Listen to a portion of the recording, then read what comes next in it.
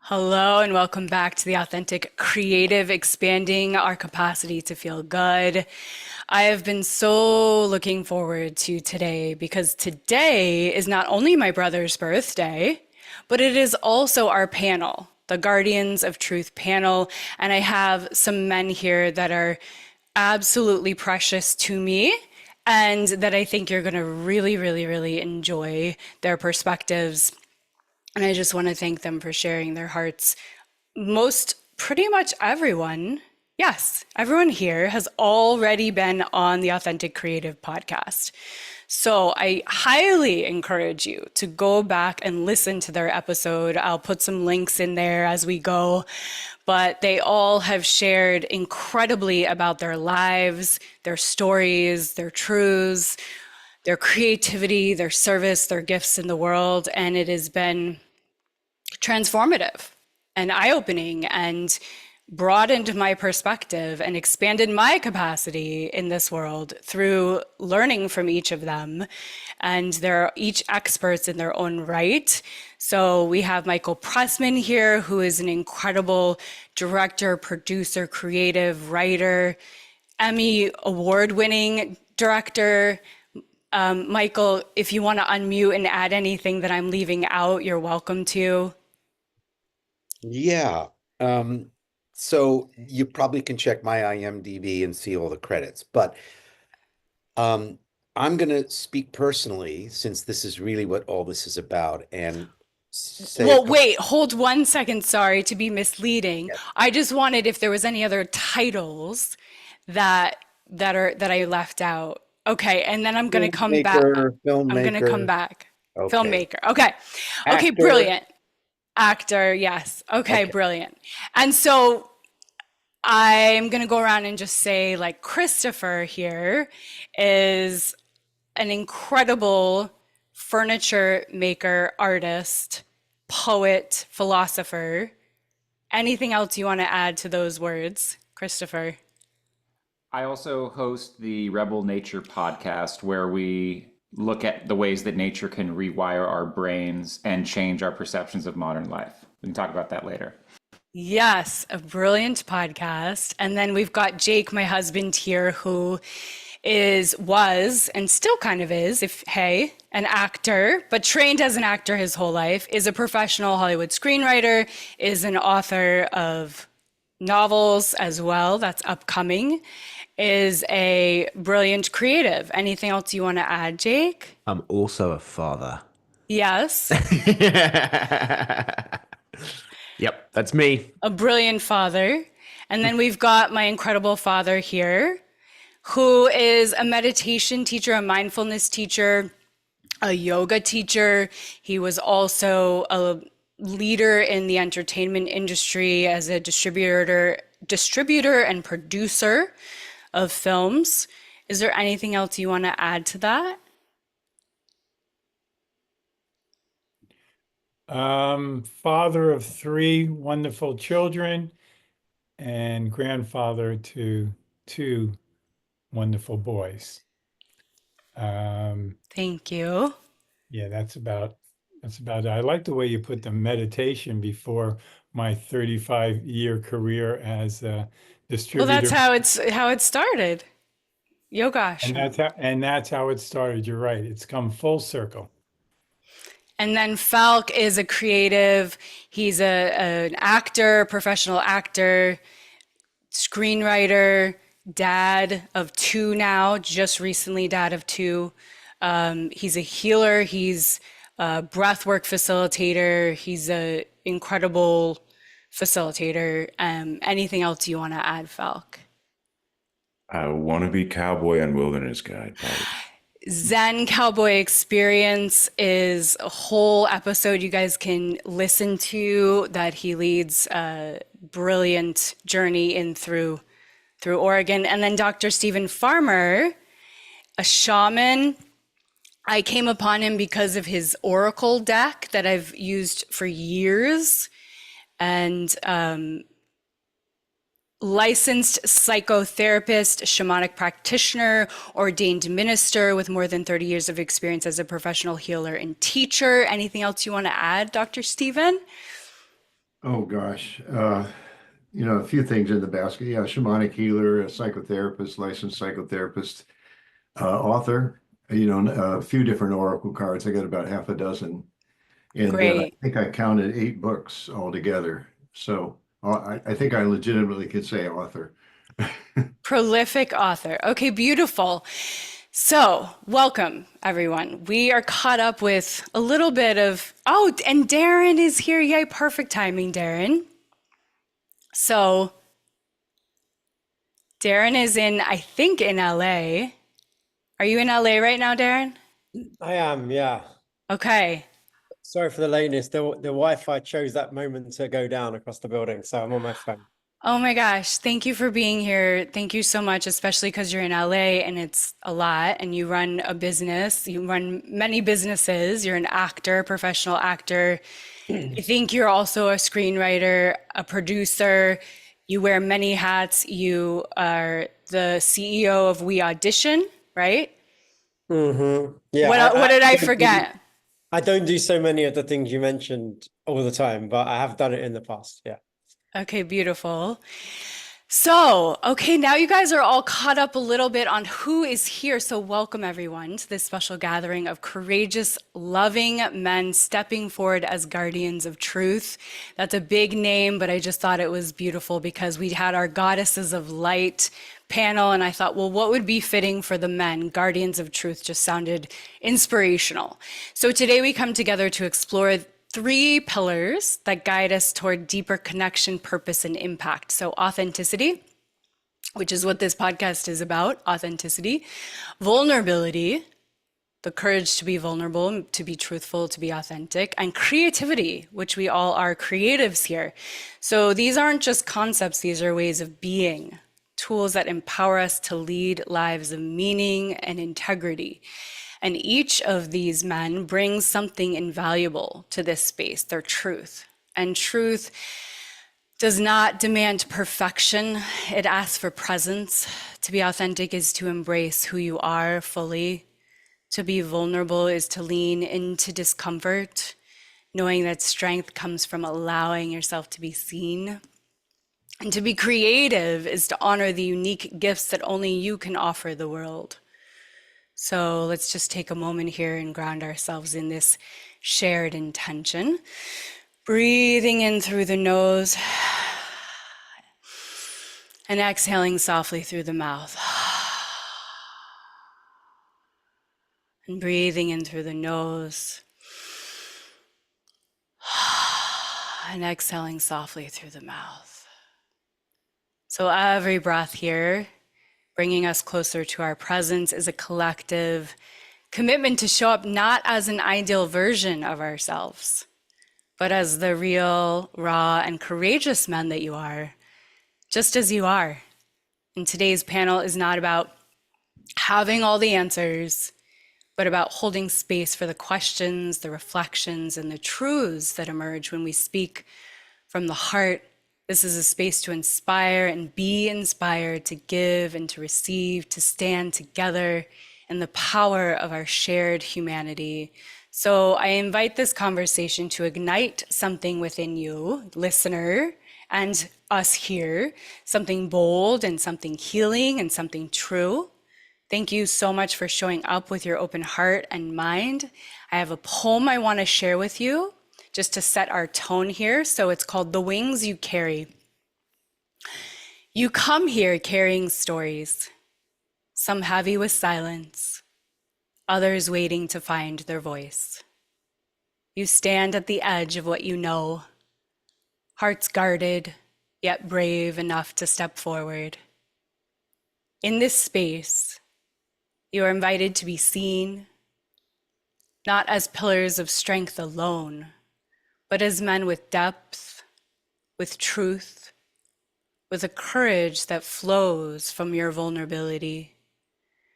I stand here as witness, not to fix, but to hold the door open, to remind you that here you are safe, here your voice matters, here your truth is welcome. Together we will soften the ground beneath us, build bridges from breath and trust, and let creativity and authenticity weave their way between us. Out there, the world waits, vast, uncertain, but full of possibility. But here in this moment, you are free to remember the wings you already carry. So let us begin. And I want to begin with Michael. So, Michael, you've been a longtime friend, and I so appreciate your creativity, your vulnerability, your truth, your authenticity. And I wonder if you can share a moment, Michael, in your life when being authentic required courage and what that taught you about yourself. And just to kick us off there, if that's okay. Sure, sure. You know, one of the things that you've said, and you've really set the stage beautifully for sort of opening all of us up. I actually was listening and thinking, gee, I wished I had not written anything this morning, but started writing after this session, because I feel like I want to get back to what I was trying to do, and I've been struggling.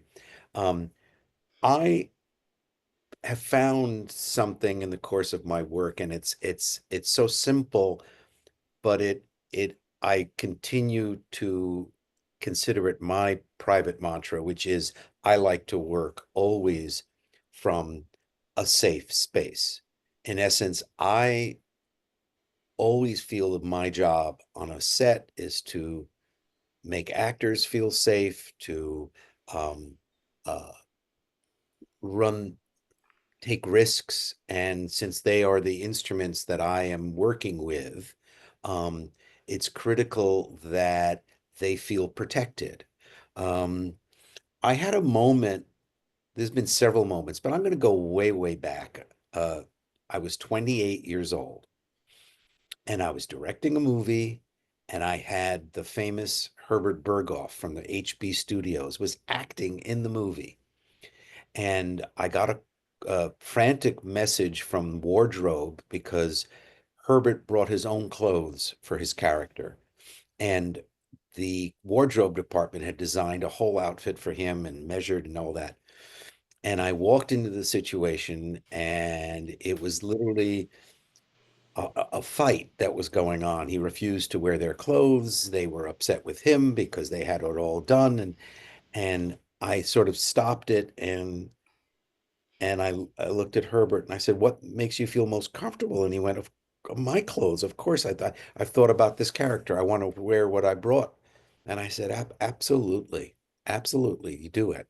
And the wardrobe people were like horrified, and they walked out. And Herbert turned to me, and now he became the teacher, and said, you've just done something that's the most important thing a director must know."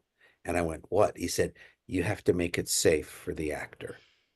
And I never forgot that. I was 28 years old. I was having an instinct, but he put it into language that went outside myself to understand. Um, and then, I'm going to jump to one other thing that sort of relates to us, Siri, and your dad, which is the biggest risk I ever took was making this lovely little film about my life with my wife, and at the time, and the creative journey of trying to work together. And I remembered feeling that this was going to be a love experience, and that secretly in the back of my brain was, and if it's an embarrassment, no one's going to see it. I won't show it to anybody. And I had saved up money, and I took a lot of our savings, and then uh, the Barucs showed up, and the studio, and I remember meeting you, Siri, because you were a light at the time, and Robert was so special, and it was a gift to the movie, a gift to me, and the movie I think was a gift to a lot of others, and so it was one of the probably most important experiences I've had as I want to use the word artist, because in that respect, the film was totally a creation of artistic expression. We had nobody to answer to, and no studio or no, you know, Yeah, it was fantastic. It was a fantastically hilarious, heartwarming, vulnerable, dramatic film that you created, and I'm but so grateful. your dad saw it, and I remember you being a fan of it, and it's almost 20 years ago, I think, if you can believe it. And I am presently at work on part 2 of the movie. I love it. I love it. It's Fantastic. anyway, that's where I'm at. Thank you, Michael, for sharing that. You are the most incredible human and creative director. Anyone working with you is blessed. So, Christopher, I'd love to ask you a specific question about vulnerability.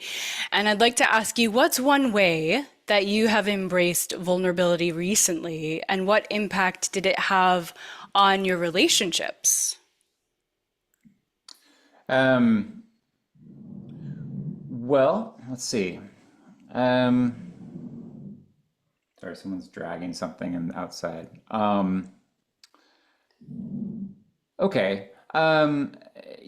Very recently, there was a decent amount of like hate posting on Facebook and Instagram and social media.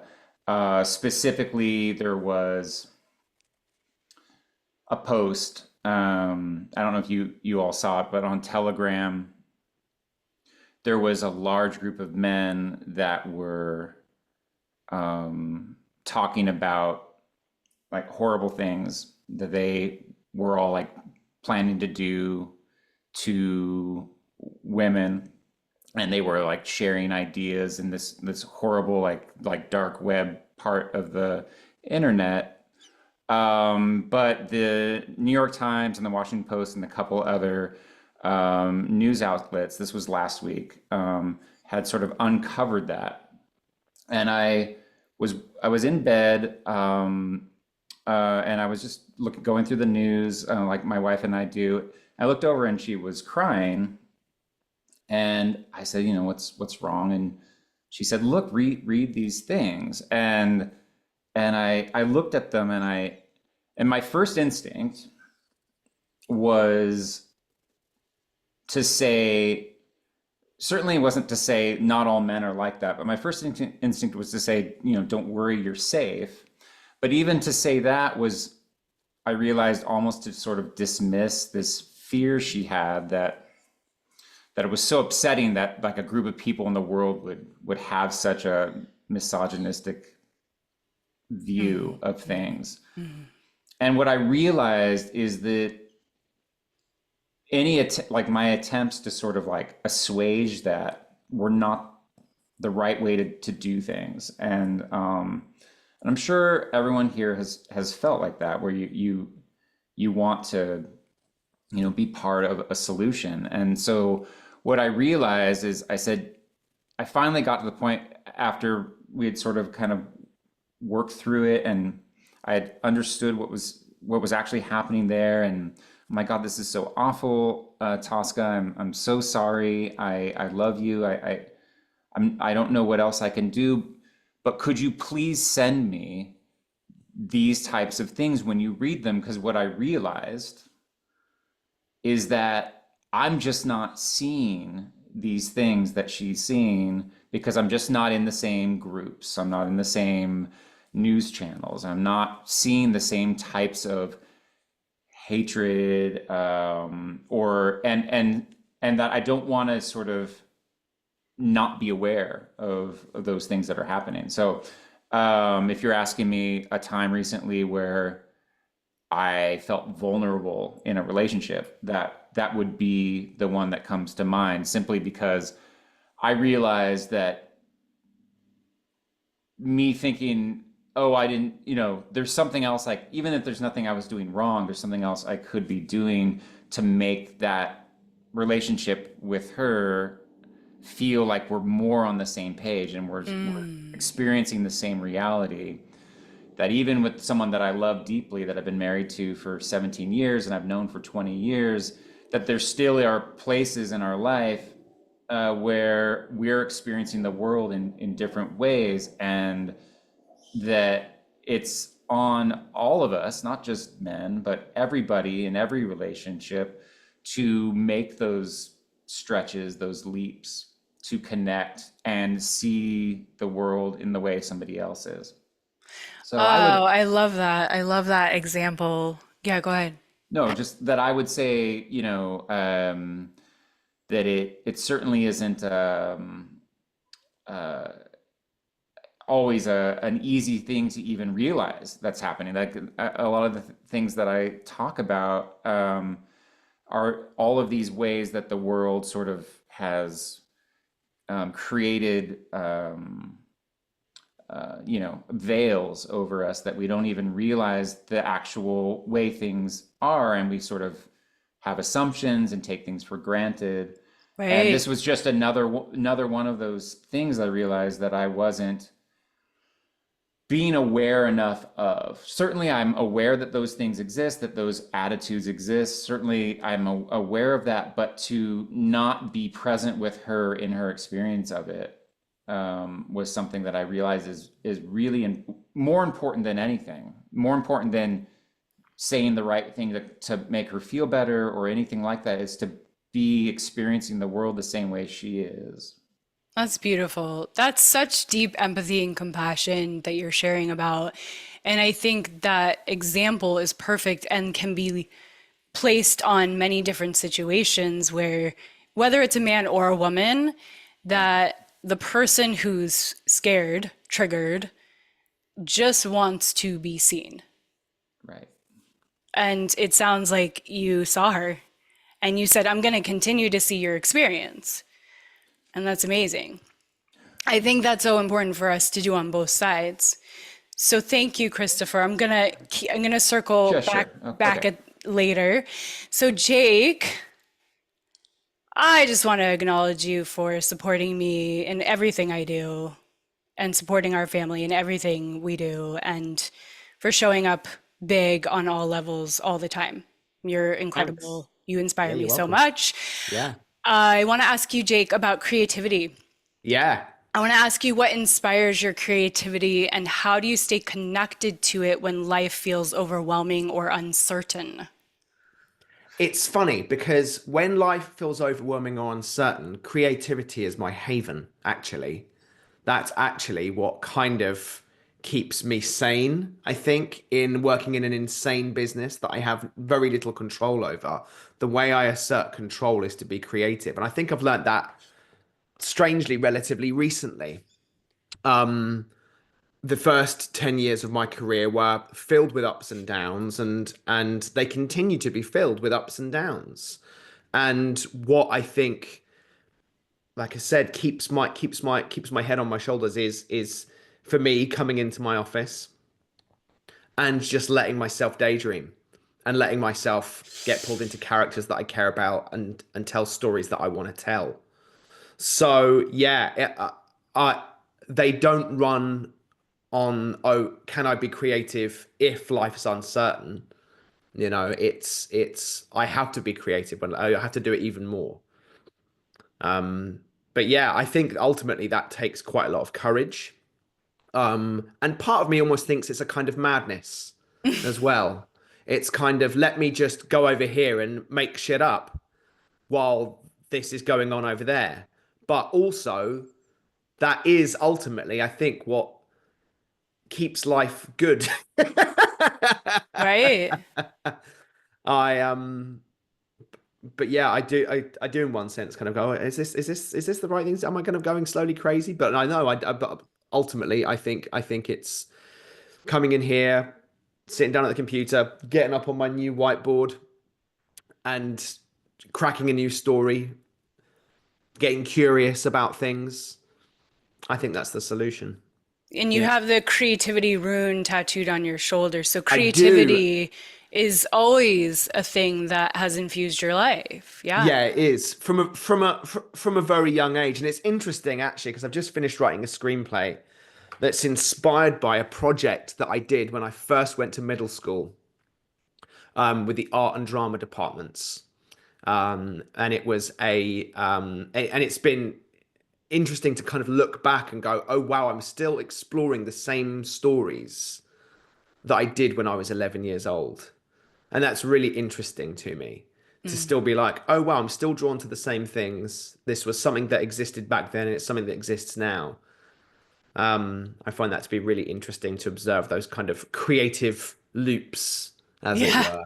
Yeah. And going, well, what how did I relate to that story? It was based on the project was based on Lewis Carroll's The Jabberwocky.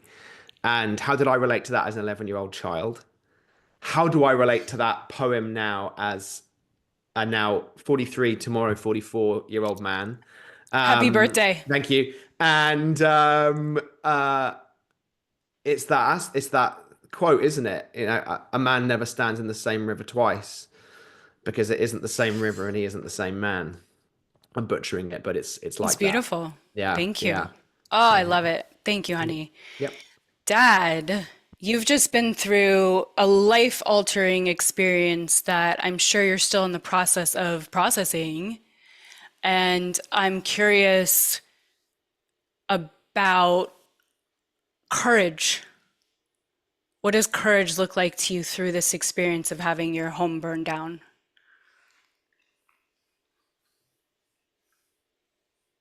Sorry, you're muted.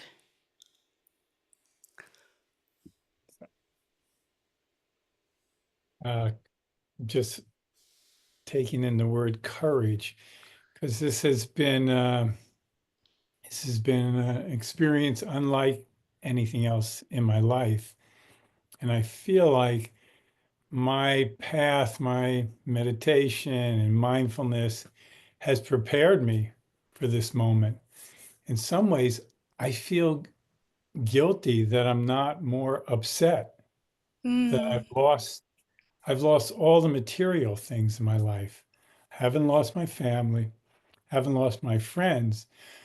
Matter of fact, going through this, the way my family and my friends have shown up for me has just been so moving. People reaching out and saying, whatever you need, you just ask. Yeah, yeah. Sending stuff to us. It's just been, I really haven't focused that much on the material things that I've lost. Something will come up and I'll remember, oh yeah, my grandfather's gold watch was in my dresser. You know, my grandfather's chair that he passed down to me that I worked on. I sanded it down. Worked on it for months. I was in the fire. You know, all your paintings, Siri, from when you were 6 years old, they were in the fire. Oh, it's more the memorabilia, the sweaters, the shoes, whatever. I'll get new ones. But again, I feel a little guilty that it's been an inspiring experience. And I say that knowing that I've lost every physical possession that I had.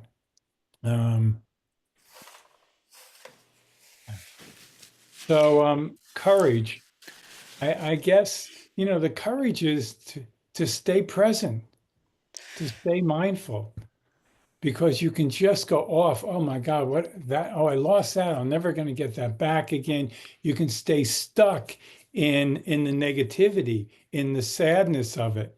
And not that I'm not feeling emotions, because, you know, something will come up and Wendy and I will just start tearing up and crying.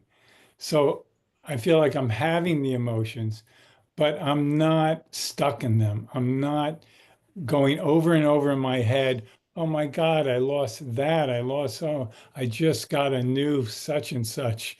I should have never picked up my sweaters from the cleaners. I should have left them. All these things. Or why didn't I think about taking that with me? My guitar collection Yeah. from John my Sebastian's friend. guitars. That's right. And I was going to take them with me. I had them in my hand. And then Wendy said something about, oh, the car, how much are we going to take? And we're going to be back tonight. We'll be back tonight. And so I said, okay, I'll leave them here. So, but all that is replaceable. And I'm almost, I hate to say this on a podcast, I'm proud of myself. Of I'm really course. proud of myself that I'm staying centered and I'm not going off in my head about all the terrible things that I could be thinking about. But I find myself very grateful for the family that I have and for the friends that I've had more friends from elementary school Wow. in touch with me, ask me, what can they do? What can they send me? What do I need? Just let me know. Please let me know what you need. I wrote back someone this morning. I said, well, somebody just gave us a beautiful new set of pots and pans. Besides that, I need everything. I have pots and pans, nothing else. I got a new sweatshirt at Target yesterday, so I have that. And you've collected the most important things, which are the treasures of the heart. Yeah, yeah. And it's beautiful to be back in touch with some of the people that I lost touch with, that have shown up, that heard through the grapevine that I did lose everything and they want to know what they can do. And it's so nice being back in touch with old friends that I It's have. beautiful. And having my son call me every other day. Hey, Wow. he hasn't called me in years. Wow, I that's mean, a I call gift. him, I speak to him, but yeah, so Yeah. Well, thank you so much.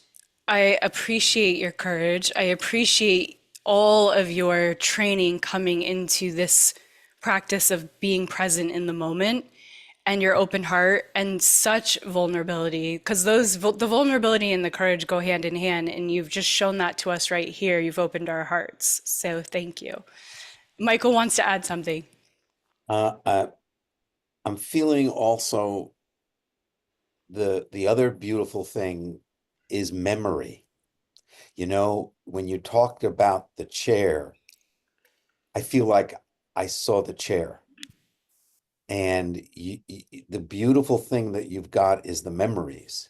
I remember my father, who grew up in the live theater in New York, and that would talk about moments that he saw on stage, whether it was Marlon Brando in Streetcar or Lee J. Cobb in Death of a Salesman. And he would act the moments that he remembered into his 90s. There's no record of it, but and I was so struck by the idea that there's nothing more valuable than your memory. You're going to remember all these things, but you have them in your memory. it's true. Yes. And Christopher makes furniture. P.S.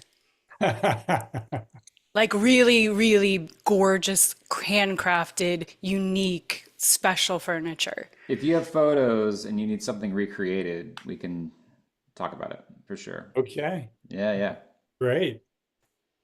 So Falk, I want to ask you. So first of all, I touched upon what Falk does, but Falk has been an incredible breathwork facilitator for me, for Jake, for my dad, and for Will, who's here, just a brilliant, brilliant healer facilitator, who's touched our lives deeply and helped us transform in many ways, and who has just had a new baby. So Falk, I want to ask you, what does being a guardian of truth mean to you, and how do you embody that role in your life and in your work? Big question. Well, guarding in a way your authenticity all the time, even when it becomes difficult. to speak the truth, your own truth, and to put that out there, no matter what, because it often is scary. It often is, you're worried that being truthful, especially nowadays and age where cancel culture and everybody sees everything and everybody's triggered. It's very it can just require a lot of courage to speak truth. So you guard it by continuing, stepping forward, checking in. Is this really my truth? And show up that way to everybody and every moment. I'm curious how, 6 days ago you had a natural water home birth, and Right here. you guided right there. You guided that baby girl into the world. How has that changed you? Um, oh, this one was like I said, this one was so relaxing. Like the second child, none of the unknown and none of the oh my God, what's happening? Like I feel like I said to my wife, I said, compared to this, I feel like I must have been really high or something with my first child because it was such a blur and overstimulation and so this one just kind of actually gave me more trust. And I thought it was going to do the opposite. I was like, two kids, finances, can I handle it? I was not in a bad place, but I was struggling, like coming up to the birth, like my psychosomatic pain was coming, and because I was like, I don't know what this is going to be. And then when she came in, from the moment that my wife said she has contractions, we started a really fun journey. She played Eminem Lose Yourself and started, bouncing around and getting ready for the birth. So the whole thing was just fun. She came out easy. And I just felt this gift. I think there's a thing that happens when you get a kid, for me personally, where you're giving more power than you ever had. You're suddenly capable of more. I keep saying, oh man, why didn't I do more before I had my first child? Like now I have so little time, but yet I do more. And the same happened with the second child again, where more ability to trust, stay present, and just sort of go, okay, little one needs me, my wife needs me. That's all that matters. So in short, it just really strengthened my belief, my trust, and um, ability to be authentic. Mm. And they hold you It's accountable for it too. It's like, well, kids are watching me, like I want them to be truthful and to, express themselves authentically. So, Yeah, and it's interesting in my view here, which people will see if they're watching on YouTube. My dad is next to you, and I remember being up at 3 a.m. chanting for the birth of your baby, Falk, and simultaneously chanting for dad's home to be safe. And while his home was up in flames, your baby was coming out. It was incredible to just like okay. simultaneously see this, the phoenix, the burning off and the rising up, the old and the new, like it's all happening. Yeah. Thank you for that. Yeah. Yeah. And like you said, Dad, it's burned off was what mattered, but doesn't truly matter at the end of your life. What matters is these moments that you'll always have, like Michael said, of remembering the magic. So Am, Dr. Stephen Farmer, oh, yeah, go ahead. am I the old part of the old and the new? Yeah. What youthful spirit, forever youthful. Dr. Stephen Farmer, I am so appreciative that you're here. You've been such an inspiration to me. On my desk for years, I've had your Oracle deck. And I want to ask you about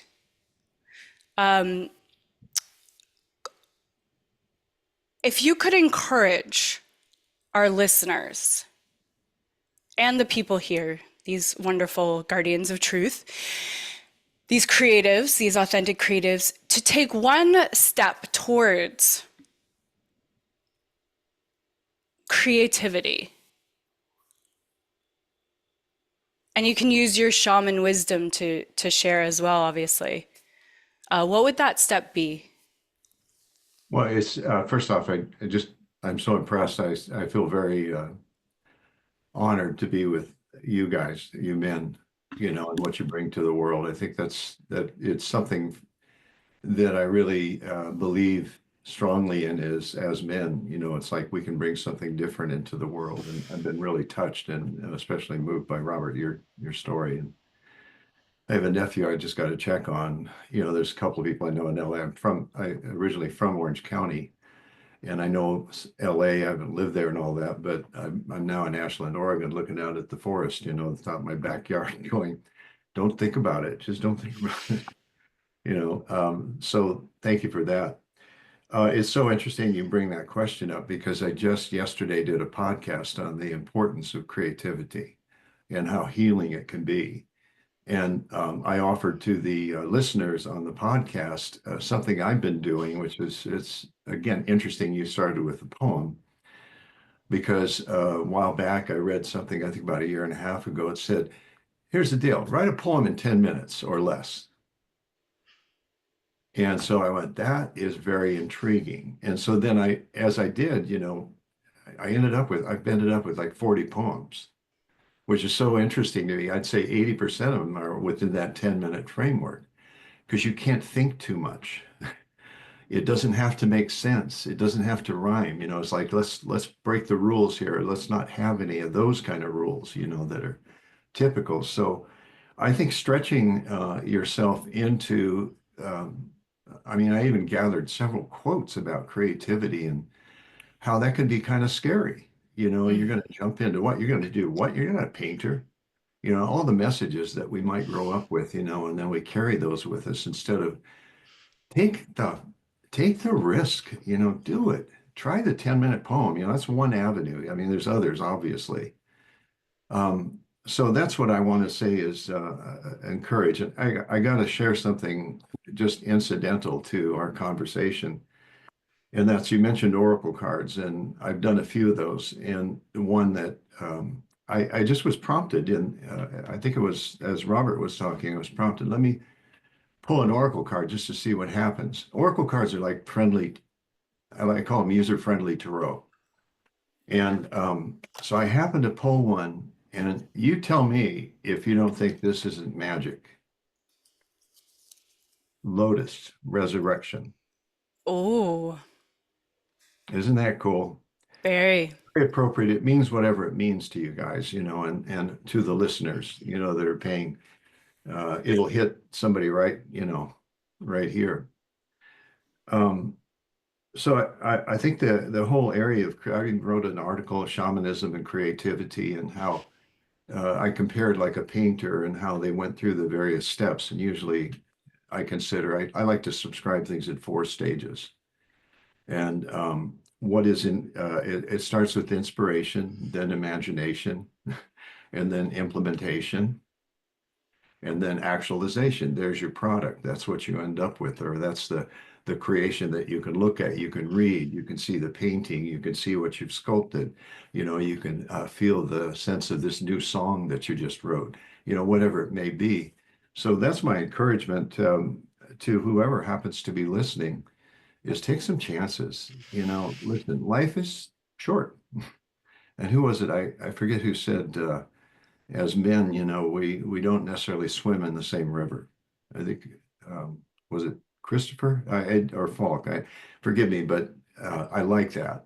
Jake was talking about the river, yeah. Yeah, Jake. Thank you, Jake. That was good. We don't swim in the same river. We change over time.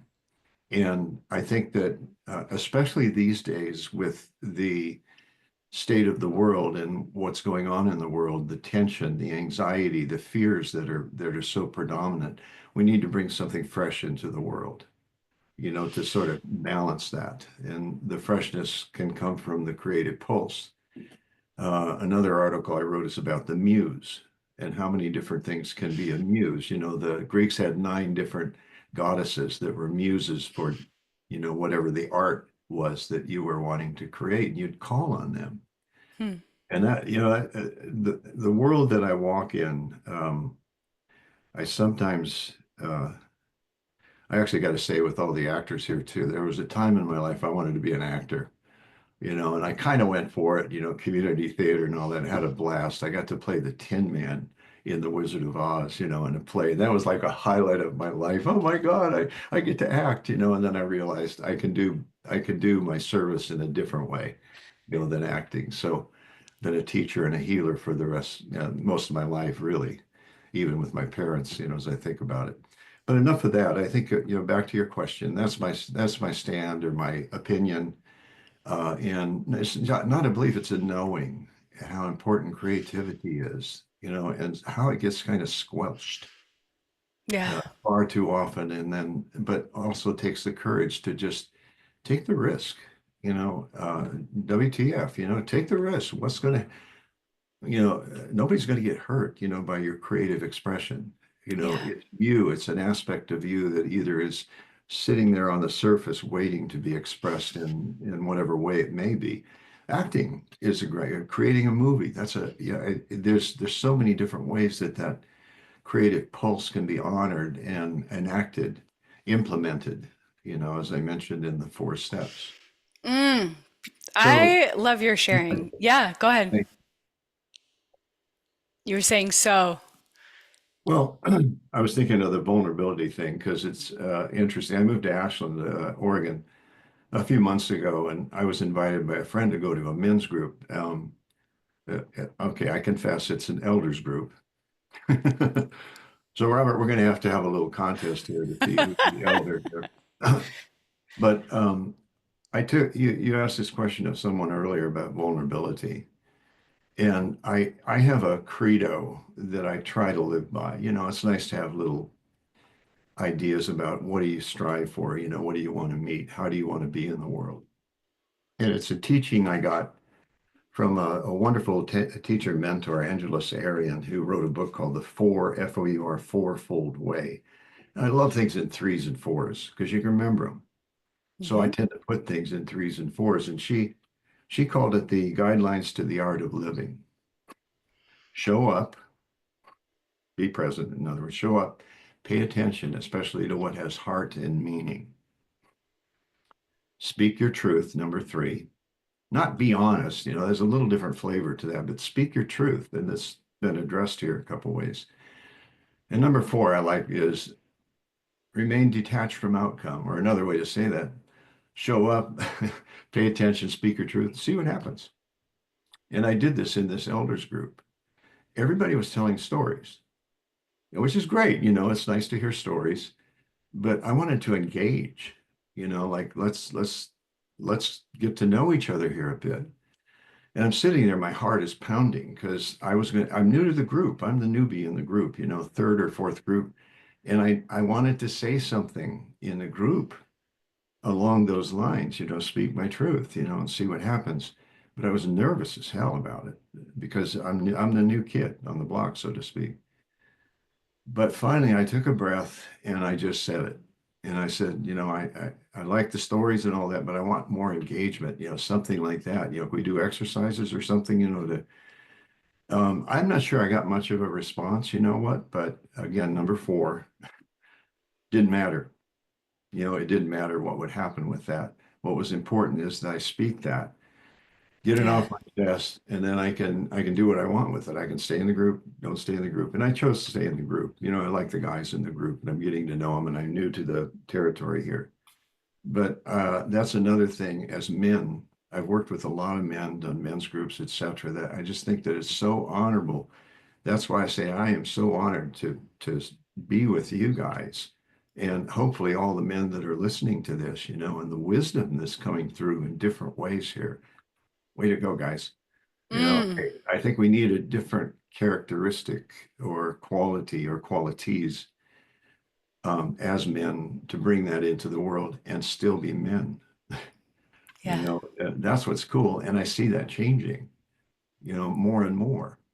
Yeah. One last piece, then I'll shut up, is Paul, my friend who invited me to the men's group, was also a few years back in Orange County part of a men's group, and we did something that was so much fun. It was stretch night, we called it.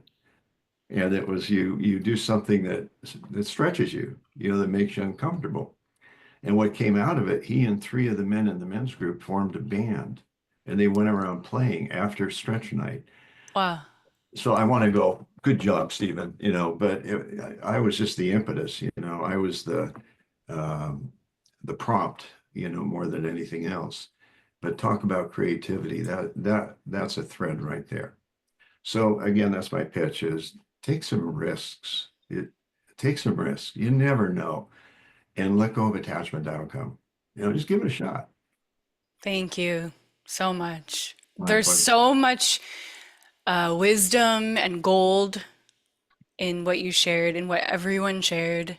And obviously, there's not enough time to share all the wisdom that's here in this room. But Darren, thank you for showing up here. I know you're in LA and that you're filled with inventiveness and creativity and truth, and you have such a heart of service. And I want to ask you, so society often imposes expectations on men to always appear strong and stoic. How can women actively challenge these stereotypes and encourage men to embrace their full range of emotions?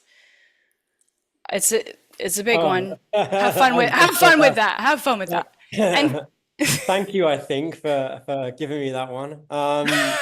you're welcome.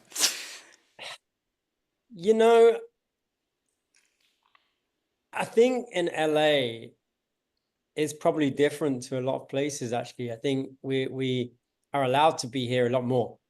There's many opportunities, you know what I mean? It's like, I remember living in Vancouver during the pandemic, and if I mentioned something like I was going to yoga class or I was getting my nails done, like manicure, women in my circle would be like, really, you do that? Like it's weird. And I thought no one's ever said that to me in LA. And the same goes for, that's just a microcosm of anything you say that's deemed as not masculine by a traditional means. I don't find that in LA. I really don't. But I'm sure some people do. And wherever you are, you might find that. How can women help that? Just not proliferate stereotypes. If we are going towards a gender equality, you can't want gender equality in some ways and then in other ways say, oh no, you should be like this. Mm-hmm. And that goes both ways, right? Mm-hmm. And so, and at the same time, there's a whole different movement about allowing men to be masculine as well, which Yeah. I listen to a lot of podcasts that broach that subject, and that's also necessary because there are inherent differences and we don't all want to be the same at all times, right? We do have a certain role as a protector, especially during childbirth and things like that, right? So there's situations, yes, and those stereotypes exist all over, in the same way that, there'll be men that say, well, why should I provide for a woman when they're earning the same amount of money as me, or they're trying to? And at the same time, if you're talking about creating children with that person, then there will be a time when she can't. So yes, you do have to step up. So it's nuanced. Yeah. Right. And equally, if we're expected to do that, then we should also be expected to earn more in those situations. So I think all of that goes into this making men feel masculine or not. And getting back to your original question, because I went around the house a bit there, it's just about being supportive, right? It's just about seeing things for what they are and not passing judgment, I think. Mm-hmm. So if you ever make a comment as a woman or a man to a man that in that sense that's not being traditionally masculine in your eyes, just check yourself and see. I like that test. Is it true and is it kind? Mm-hmm. If it's not true and it's not kind, just show up for people the way they should be showed up for. Beautiful. How do you think, just to follow up on that, Darren, that women can create more safety for men so that they can be their full selves? Um, it goes back to what I said, not proliferating stereotypes. Don't pass judgment on people for doing something you do yourself, number one. I think, it's very much I'm in a relationship right now, so I'm not thinking of this from my own angle, but when I was single, the dating culture very much, encourages that to a bad degree because generally speaking, and I'm being general and everything here, I don't want to get picked up on my ideas, but generally speaking, the dating culture out there expects men to be a certain way, and women will say, oh, this guy is rich, he's famous, he's tall, he's this, right? And what that does is tells all the other men out there that they're worthless in a way. If you're being, I'm really generalizing here, but even in a small way, it can have that effect. And the other thing I would say, be very careful. Don't reward bad behavior by men. Like if they're ghosting you, if you're in the dating pool and men are ghosting you, if they are not being kind, if they are being flippant and nonchalant or being actually nasty or domestic violence, don't engage with it. And I used to hate hearing from my female friends when I was single, and they'd complain to me about someone they're dating. They're like, "Oh, well, he hasn't called me back in 3 weeks, but he's hot." So, and I'm like, all you're doing in that instance is telling the other good men out there that they also have to be assholes to achieve a woman like you, especially when you tell it to your male single friends. Right? Interesting. If you continue to entertain a guy that is treating you badly, in any sense of the word, even if it's as simple as ghosting, then you are telling other people that are vying for attention like yours that is the way forward. Right. Right. And so the next time when you experience that person might not have genuinely wanted to behave that way, but is exasperated and like, well, I guess this is the way it works. Right. Right. Yeah. And so I think it's all our duty. Just again, go back to be kind, and Yeah. don't don't stand for poor behavior from people if that's not what you want. Yeah. I love it. Thank you, Darren. Oh, I love your authentic, courageous truth. None of you were prepared for what I was going to ask you. And you've all been excellent. And I think it's all very potent. I can't wait to go back and listen because it's going to go in another level for me when I listen back. Thank you, Darren. And then Will, you're a professional actor. I imagine you've done some writing and producing and directing at some points. You come from a family of creatives, of actors, directors, so generations of Hollywood. How are you okay in LA there? How's it going? Can't hear you. Me switch this up. Oh, there we go. Woo! Yeah, we're good.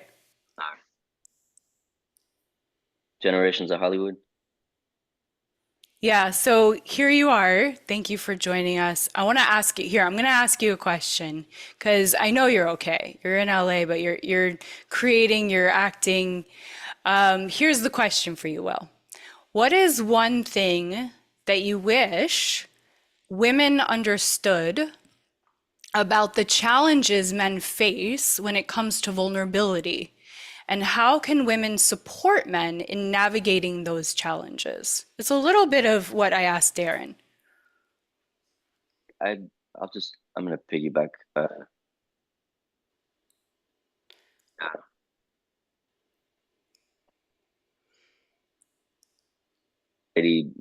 Always there's been this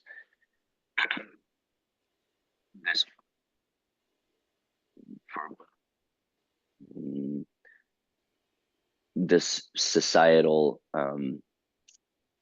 normalcy, I guess, for men to be, very masculine, and and I think we can be both. I think finding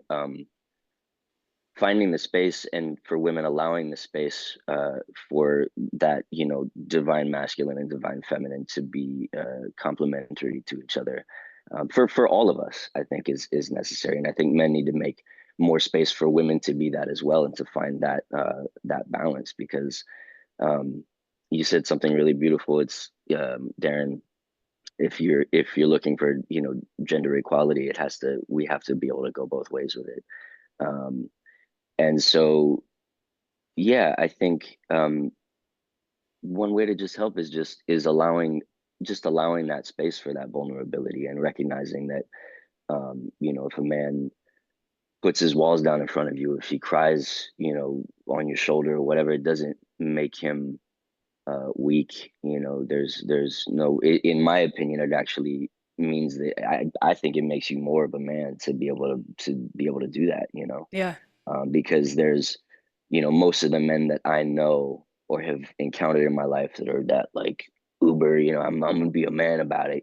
Those are the guys um, that have more issues internally, and have more of an issue with women, and having more of a problem sort of navigating through society, just because they do have all these walls up and they have the blinders on, and they're not willing to see the forest for the trees, and being able to find that balance. So yeah, I think all of us just being able to make more space for each other um to be vulnerable, and and at the same time, just being, I think, just being able to show up for each other better, because I think we've lost the plot in a lot of ways in that regard. So I think the more that we can um, make space, have patience, um, and yeah, and just show up for each other, love each other a little bit better, and more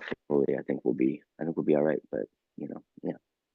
Just to follow up, to give you another chance to share a little bit more, as an authentic creative, what do you find fills your well, gives you juice to put out what you put out in the world?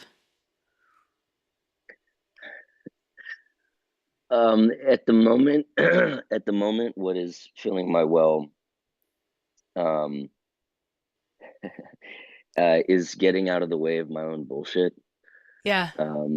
Just like, not, the industry is, as all of the actors and artists know, it has a tendency to be able to, when things are working in your favor, it's really awesome. And when they're not, it can really beat you down.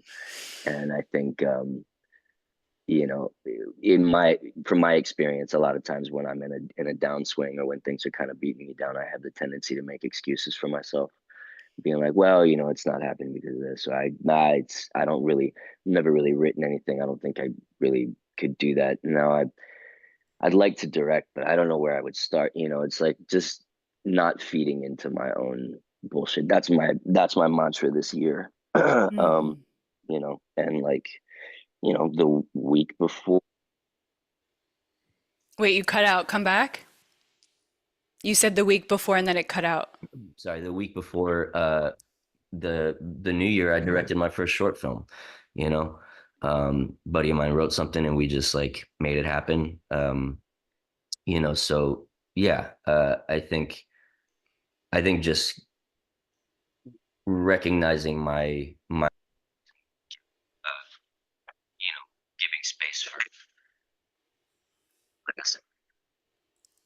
Say that last part again. I want to hear what you just said, that last part. Can you hear me now? Yes. And it went out again. Okay, there we go. Yeah. Giving myself the space of knowing, knowing what I'm capable of, and being strong in my abilities, and confident, and knowing that I can do whatever I want. Like I said, just not allowing that little voice to allow me to feed into my own bullshit. That's it for me for right now. Oh, that's great. I think everyone everyone, but especially authentic creatives, can relate to, our sensitivity needs to become our superpower. Yeah. And part of our vulnerability, our sensitivity, what makes us good creatives, what makes us good artists is being sensitive, being vulnerable, being authentic. And also, as part of that, we are very open and susceptible to a lot of energies and negativity and self-criticism and self-doubt. And I think it's really important that we do things like this, where we come together and we share our truth and we bolster each other Mm. and like say, keep going. Because like what Stephen said, that courage, like take the risk, you can do it. And I love what you're saying, Will, because I relate to that too. Of like, get out of my own way, just get out of my own way. So Christopher, I said I was going to come back to you. There's a lot that's been shared since you shared. Is there like maybe just 1 minute of anything that's on your heart that you want to share? Yeah. The beginning of this broadcast, you read a poem and you talked about standing on the edge of what you know. And I've articulated it to myself in a number of different ways. I thought that was really beautiful because I think that in a lot of ways, what we're talking about, being vulnerable, being creative, being authentic, is always right in that place on the edge. There's so many ways to play it safe, and I think a lot of people here have talked about that today. And I think that theme comes up, this idea of safety versus risk, or security versus the unknown. And what Darren and Will were just talking about with men and women. I mean, I think standing on the edge of what we know about like gender roles, right? That like so many things in our society and in modern life, these are just constructs that we've created. Yeah, I mean, certainly there's more of a spectrum of ways people can feel, from feminine to masculine, and you were asking the question, what can women do to create a safer space? Mm-hmm. I mean, what I've always said is just it. Yes, there are differences between men and women, but just imagine that first and foremost, we're all people, and that all the things that you as a woman want to do with your life, regardless of where they fall in what bucket, we all, regardless of, who we are, should want everyone to have all of those freedoms of choice and liberty and,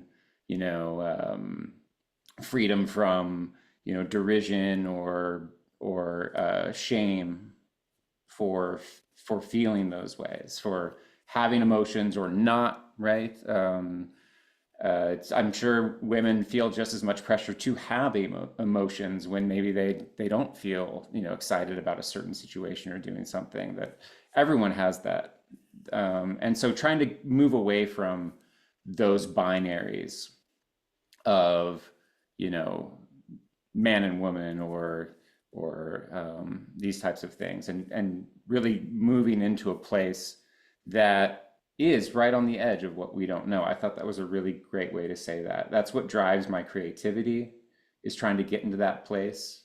That's what David Bowie said, right? He said, wade out into a pool until you can barely feel the bottom, and that's where you start creating good things. So I think that's sort of my takeaway from listening to all of these wonderful gentlemen and you, Siri. So that would probably be what I would like to end on, is David Thank Bowie. you. Can't go wrong. So That brought tears to my eyes hearing you share that, and I could see people nodding and resonating with that. Thank you for closing us out. And speaking of poetry, I want to read something here. So, The Guardian's Bridge. There is a space where truth waits to be born, where the heart whispers what the world has silenced. This is the realm of the guardians, of truth, of creativity, of vulnerability, of authenticity. Men stand at its threshold, carrying stories etched in stone, bound by the weight of strength misunderstood, yet within them a quiet flame burns, longing to light the way forward. Women arrive as keepers of the key, not to unlock, but to hold the door open.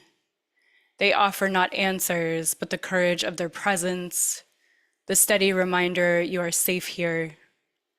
The guardians rise together, truth woven in their words, creativity sparking in their steps, vulnerability softening the sharp edges, authenticity becoming their armorless shield.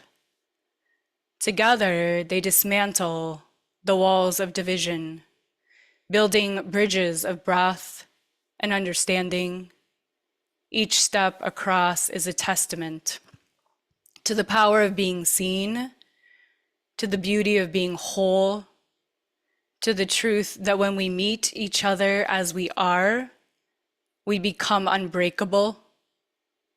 This is the work of the guardians, the sacred task of our time, to dissolve our barriers, to spread our wings, and to fly together toward the light of what is possible. So thank you, each of you, for showing up with your whole self. Thank you for the day-to-day that goes unseen of your daily battle. Thank you for bringing your authenticity, your truth, your creativity, your power, your listening, your softness, your love, your heart, your light to the world.